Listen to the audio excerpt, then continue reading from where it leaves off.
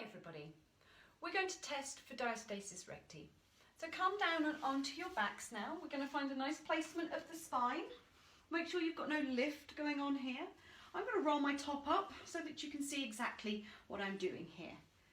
So we're going to test with one finger, two fingers and then three fingers, just to see where the gap is or how big our individual gaps are. So taking your finger, placing it in your belly button. We're going to draw a line down about an inch, down underneath the belly button, and then through the midline up and about an inch above the belly button. You're going to bring a hand in behind your head. We are not crunching, we are just lifting and lowering the spine to see if we can feel the two walls of the abdomen coming in and out. Okay, so this is what we're feeling for. A connection, imagine my finger in the middle, and out. That's what we're feeling for. The abdominal muscles opening and closing and opening. So bringing the hand into position above the belly button, you've got that finger above the belly button, push that down, lift up. Can you feel that connection? The two walls connecting around the finger. Now we're going to go into the belly button, same thing, we're feeling for the two walls of the abs and coming back down. Let's take the finger underneath the belly button now, push down and feel. Okay, so could you feel it? Could you feel the two walls making a connection with your finger? If you couldn't, let's take it to two fingers. We're going to bring that into place here. And we're going to lift and lower. And push into the belly button. Lift,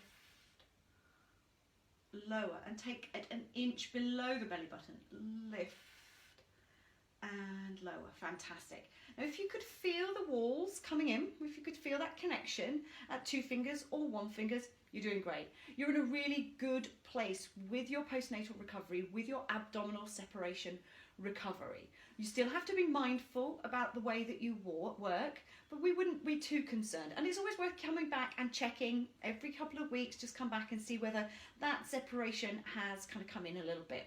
If you didn't feel it, let's try it with three fingers. We're going to place the fingers into position above the belly button and we're going to lift, push those fingers down. Lift, hopefully you can feel the connection. Then we're going to push down and we're going to lift. Hopefully you can feel the connection. And coming below the belly button, push down and lift. And come back down and into place. Now if you felt that connection, but you were most definitely at three fingers, this is where we would sort of stop and maybe think about how you move forward.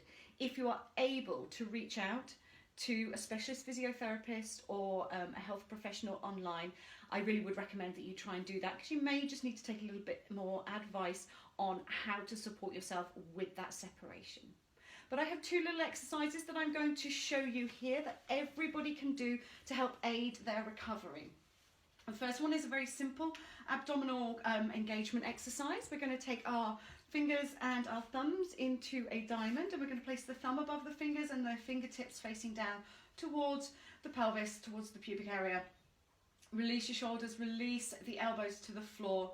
Draw your belly button down into the mat. So imagine somebody holding the belly button through the back and pulling it into the spine. Draw down, draw down, draw down.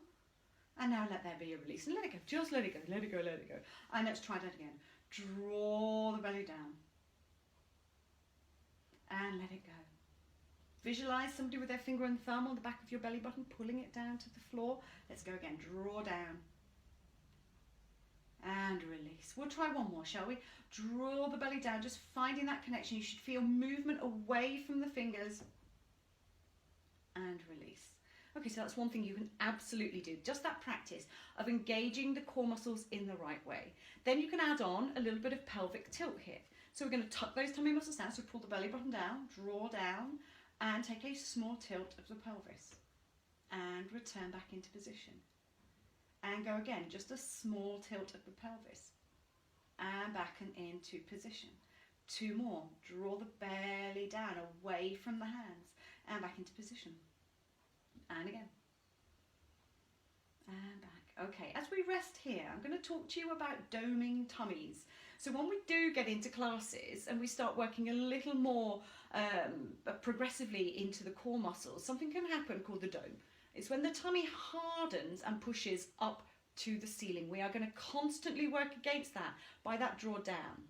And something that you can do to practice this and just check where your tummy is going and whether you're working with the dome is this 100 preparation exercise. We're going to bring one leg up and into position and place back down, and we are watching out. Are the hands being pushed up, or are we able to keep that core nice and engaged? Are we able to keep the tummy down and away from the hands?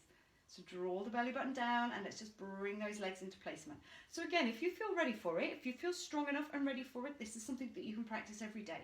Just making sure that belly isn't doming up and that we are drawing down. Let's do one more each side. Here and here. Place back down and rest.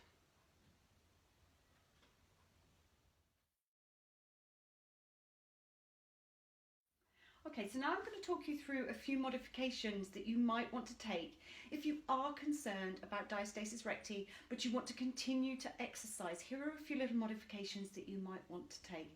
So instead of full-on crunches, we are going to take a modified variation by placing a hand onto the belly, the other elbow is out wide, and we lift the head and shoulders here. Okay, so drawing back on the belly so that we make sure that we are feeling for the dome. One thing that you're going to avoid is throwing yourselves up to come up to sitting. You are always going to try and take a little bit of a roll and come on up to sitting. Whenever you're changing positions, whether that be getting up from bed, whether you have been on the floor playing with your babies, always take yourselves onto your side and come up. We're going to avoid sit-ups, roll-ups if you can. You know, if you have got that concern about your diastasis recti, if you are concerned about your separation, no roll-ups, no sit-ups. We're going to take modified C-curves, just finding that little tuck back. Again, hand can be on the tummy if you want to.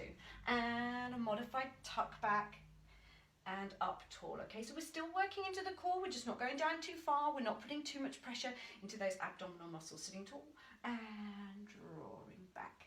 Fantastic. Something that you might feel tempted to do is some planks. You know, everybody thinks, well, I want to get my core back, I'm going to do some planks. Avoid it. If you know, again, if you're really concerned, we don't want to be doing full planks too soon. So something that we can do very simply is just lie in place in this sort of plank preparation position. We can draw the belly off the floor and release it back down. Nothing's lifting other than the belly. We're just tucking those tummy muscles up and releasing them back down. And again, draw the belly up and release back down. Drawing up and releasing back down. So that's a nice alternative to full-on plank, which really is far too powerful for those abdominal muscles. We're going to bring ourselves into a sphinx as a very gentle back bend. So you want to avoid, again, back bending. Don't go too far with things like cobra and pushing yourselves into this position. Small back bends. Here is a modification if you wanted to take a gentle sphinx here. And release back down. Okay, and again, we're going to take ourselves onto the side and come up to sitting. So those are just a couple of modifications that you can make on some sort of very common exercises. If you have any other queries about modifications to make during the exercise class, it's worth just checking in with the instructors either before or after the class. And certainly if you're joining a class and you get partway through and you think, oh, I'm not sure whether I should be doing this like this, just check in with the instructors afterwards. And most importantly, listen to your bodies. If you don't know whether you should be doing it, if you have any doubts about whether you should be doing an exercise, don't do them. Stop, rest, come back to the class a little bit later, and when there's another exercise going on. And as I said, just kind of check in with us. I hope you found that information really useful today. If you have any questions, please just message me, get in touch. Thanks ever so much, everybody. See you soon on your mats. Bye.